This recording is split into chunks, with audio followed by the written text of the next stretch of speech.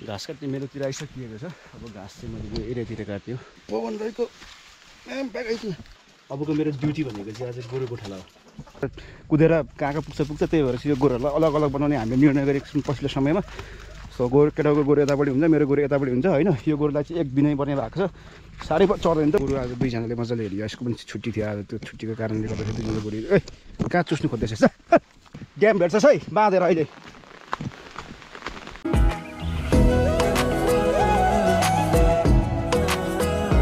सबैलाई शुभ बिहानी भन्न चाहन्छु। सबैजनालाई मेरो नयाँ ब्लग्स नयाँ एपिसोडमा स्वागत पनि गर्न चाहन्छु। आजको मेरो ब्लग सुरु भइसकेको छ। सबैजनालाई हृदयदेखि स्वागत छ। आजको ब्लग्स भनेको दिनभरिको गाउँघरकै गतिविधिमा केन्द्रित रहनेछ र अहिलेको बिहानको समय छ। बिहानको समयमा चाहिँ म चाहिँ यो डोको बोकेर घाँस काट्नको लागि जानु लागेको। निस्किँदैन डो बिहान घाँस पात त्यस्तै हुन्छ गाउँघरतिर। यतातिर भैँसीहरू छ हाम्रो, मजाले हेरिरहेको छ। र आजको बिहानको मौसम चाहिँ एकदम घमाइलो टाइपको छ। यतापट्टि घाम लागिरहेको छ यस्तोतिर। अनि दिनभरि नै आज मौसम राम्रो हुन्छ कि जस्तो लागिरहेको छ, तर भन्नु पनि सकिँदैन किनभने झरी मौसम छ, पानी पर्ने मौसम छ। अनि आज चाहिँ म घाँस काट्नको लागि अब हिँडिसकेको छु। घाम लागिसकेको छ। चिकन नास्ता खाँदा के गर्दा ढिलो भयो। अनि अहिले चाहिँ डोको बोकेर अब घाँस काट्नु खेततिर जाँदैछु। घाँस काट्ने मेरोतिर आइसकिएको छ। अब घाँस चाहिँ मैले यो एरियातिर काट्यो। धानबारी छ पुरै यतातिर। अब केही समय पछाडि यो धान पनि पसाउनु सुरु गर्छ। धान गोडिसकेको छ। अब यो आजको भनेको पल्लो छेउदेखि यो एरियातिर घाँस काट्ने। सो घाँस काटिसकेपछि भेट्छु है त। घाँस काट्ने काम कन्टिन्यू भइरहेको छ। मैले चाहिँ यो एरियाको यो भित्ता काल्ला पल्लो छेउदेखि यहाँसम्म काटेको छु र यतातिर पनि चाहिँ घाँस अब चाहिँ थोरै भारी लगाउँछु। यो भारी पुगेन भने मात्रै म यो एरियातिर काट्ने भनिरहेको छु। लगभग भारी पुग्नु लाग्यो जस्तो छ मेरो अनुमानमा।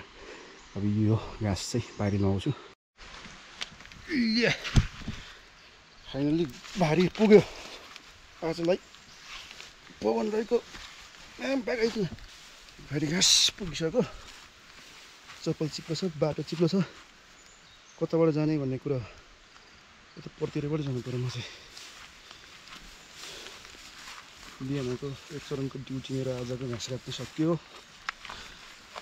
यहाँबाट लडी झऱ्यो भने धानबारीमा डोको पछि जान्छ, भिजेर घाँस गरम भएर तनाव हुन्छ। त्यो भएर नलडी हिँड्नुपर्छ यस्तोमा हिँड्दाखेरि चाहिँ।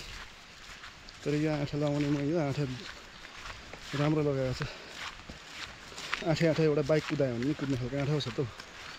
त्यसरी लडिन्छ कहाँ लडिन्छ र। घाँस आइपुग्यो।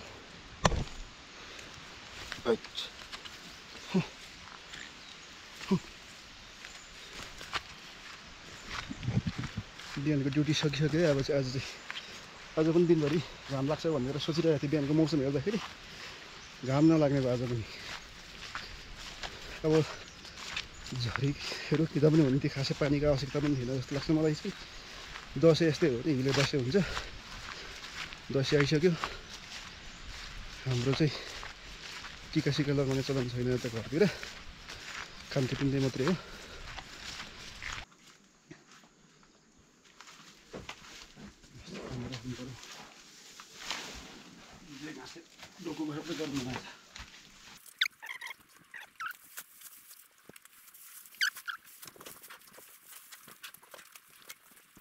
घाँस कुप्टाउने काम पनि सक्यो आजको बिहानको मेरो। करिब घाँस मात्रै काट्ने हो। भैँसी यतापट्टि छ। A few minutes later. खाना खाने काम सकिसकेको छ। अहिले पानी पर्ने घाम लाग्ने काम कन्टिन्यू छ। अबको मेरो ड्युटी भनेको चाहिँ आज गोरु गोठाला हो। गोरु सुकाइसकेको छु मैले। गोरु यतातिर छ। यो झोलाभरि चाहिँ मेरो पछाडिपट्टि ब्याक साइडमा चाहिँ पुरै क्यामेरा छ। अनि यहाँनिर यो ट्राइपोड छ। यो ट्राइपोड र यो झोलाभरि क्यामेरा चिजहरू छ। यो बोकेर जानुको रिजन चाहिँ के छ भन्दाखेरि मैले धेरै कुराहरू अझै सिक्नु बाँकी छ। पानी खाँदैछ धारामा गोरु यहाँनिर। अनि अरू चाहिँ अरू छुट्टै खालको फोटोग्राफी टिप्सहरू छ। त्यो चाहिँ आज मैले गोरु गोठाला गर्दै सिक्ने भनेर गइरहेको छु। यो सबै ग्याजेटहरू बोकेर आज चाहिँ के सिक्छु। अब त्यो कुराहरू चाहिँ मैले भ्लगमा चाहिँ देखाउने कोसिस अलिअलि गर्नेछु मिल्यो भनेदेखि। अनि आज चाहिँ मेरो सम्पूर्ण कुराहरू चाहिँ गोठालामा सिक्ने, एकदमै सिक्ने भन्ने छ आज चाहिँ। त्यसको लागि म जाँदैछु। खास चाहिँ मेरो अब त्यस्तो म्यानुअल लाइट चाहिँ छैन। नेचुरल लाइटमा मैले फोटोग्राफीहरू सिकिरहेको छु अहिलेसम्म मैले कुनै पनि लाइटिङहरू लिएको छैन अनि नेचुरल लाइटहरूमै फोटोग्राफी गरिरहेको छु। सिक्ने काम चाहिँ मेरो जारी नै छ। धेरै फोटोहरू खिच्नु चाहिँ, तर पनि अझै फोटोग्राफीमा नयाँ नयाँ कुराहरू सिक्नुको लागि मलाई चाहिँ खुब इन्ट्रेस्ट लाग्छ। सो आज चाहिँ त्यो हुनेछ मेरो फोटोग्राफीमा, गोरु गोठाला गर्दै फोटोग्राफी हुनेछ।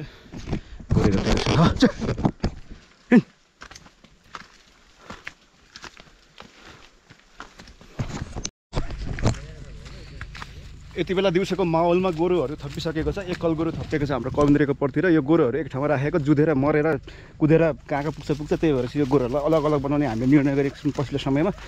सो केटाको गोरु यतापट्टि हुन्छ, मेरो गोरु यतापट्टि हुन्छ होइन। यो गोरुलाई चाहिँ एक दिनै पर्ने भएको छ। साह्रै चढ्दैन त, बेलुका भएपछि चढ्छ। यसले चाहिँ उता लगिसकेको छ, यतापट्टि लगिसकेको हान गरेर यस्तो भइरहेको छ।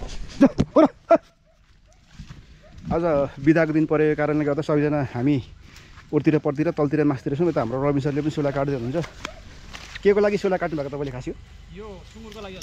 ए ल, मेरो गोरु कुदा फेरि आइज के भएको? एकैछिन गोरु नअडिएको चढ्थ्यो त सधैँ त, के छ र हौ? यहाँ हाम्रो रवि सर र मेरो राम्रो गफ भइरहेको थियो। गाँठे गोरु कुदेर भएन, सुँगुर लाग्यो। आज दुई चारवटा फोटोग्राफीको टिप्सहरू सिक्नु भन्ने थियो। आज खासै सिकिनँ, अलिकति सिकियो। पोरी बादल लागेर तनाव भयो। गोरु आज दुईजनाले मजाले हेऱ्यो। यसको पनि छुट्टी थियो आज, त्यो छुट्टीको कारणले गर्दाखेरि दुईजना गोरु कहाँ चुस्नु खोज्दैछ मुला। के त छक्का हो कि क्या माया गोरु यार। वहीँ यो चाहिँ गभर्नेरहरूको गोरु, मेरो गोरु चाहिँ पर्तिर गएको छ। अहिले चाहिँ अब 4 बज्नु लागिसकेको छ, तर पानी परिरहेको छ। त्यो कारणले गर्दाखेरि गोरु घर लाने भन्ने कुरा भयो। अब यो पानीमा गोरु के चरा राख्ने होइन। गोरु कुदेको छ। मेरो गोरु चाहिँ पर उता छ, केटो चाहिँ घाँस पनि लाने अरे। त्यही भएर चाहिँ गोरु अहिले मैले धप्मा भइछु। यसले यसको घाँस छ पर्तिर, पानी डेन्जर पऱ्यो।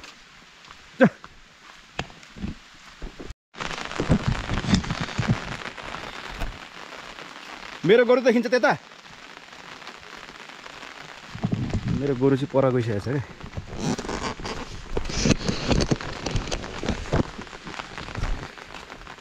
पानी पऱ्यो है, पानी पऱ्यो। पानी पनि के साह्रो परेको यार। रात दिन परेकै बादल हुसु लागेर यो लेक जस्तो भइसकेको छ हाम्रो। त्यस्तो लेक त होइन। मेरो गोरु त देखिँदैन त, कता गयो त यार? गोरु हेर्दै होइन कता छ? गोरु पनि छैन मेरो चाहिँ गोरु यहाँनिर रहेछ। हुसु बादल लागेर केही देखेको छैन। यो क्यामेरामा चाहिँ अलिकति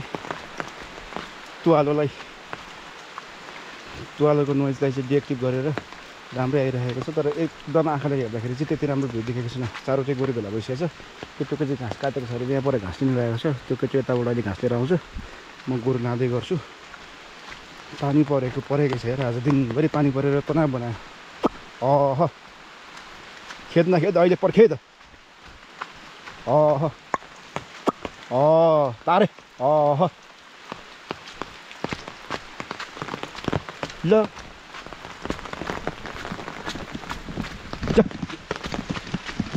कुद्नु नि होस्।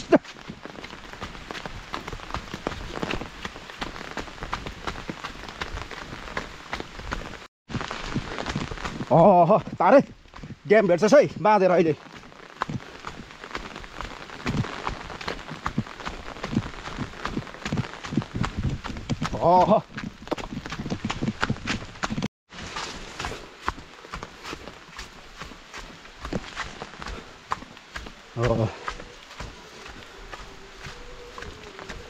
Tot.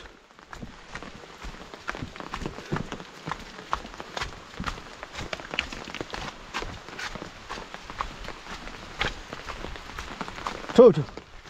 Tarik fila. Tarik. Perkid. So मेरो चाहिँ गोरु गोठी यतातिर छ, कमद्रेको चाहिँ उतातिर छ। कमद्रेको गोरु गइसक्यो उतातिर, मेरो चाहिँ यतातिर आउँदैछ। कुदेकै माथिबाट।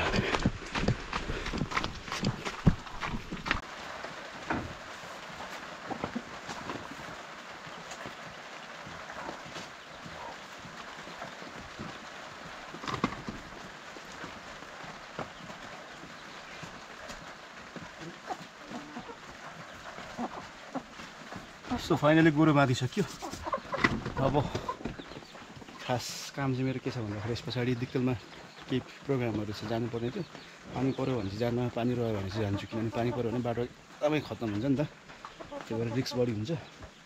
गोरु चाहिँ फाइनली बाँधिसकेको छ त्यतिर। हाम्रो बाख्रा चाहिँ यहाँनिर छ।